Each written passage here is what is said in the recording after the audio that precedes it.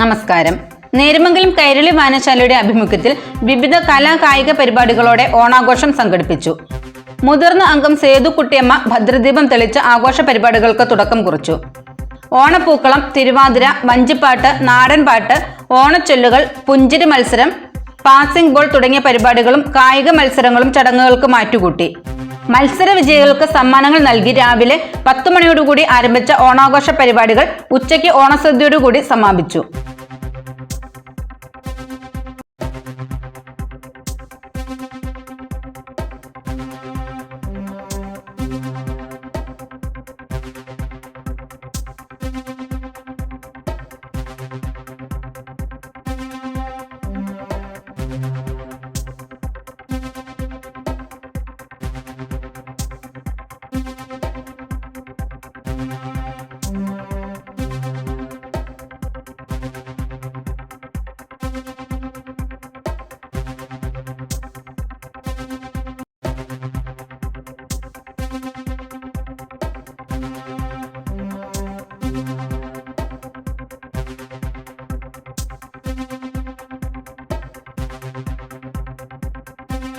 എന്തായാലും നമ്മള് ഏറ്റവും മുതിർന്ന ആൾക്കാരല്ലേ വളരെ ഊർജ്ജസ്വലമായി കളിച്ച് മുതിർന്ന ആള് സമ്മാനം വാങ്ങിയെന്നുള്ളതാണ്. അപ്പൊ നമുക്ക് എത്ര പ്രായമായാലും ഇതൊന്നും പ്രായം ഒരു നമ്പർ മാത്രം, വിഷയമല്ല.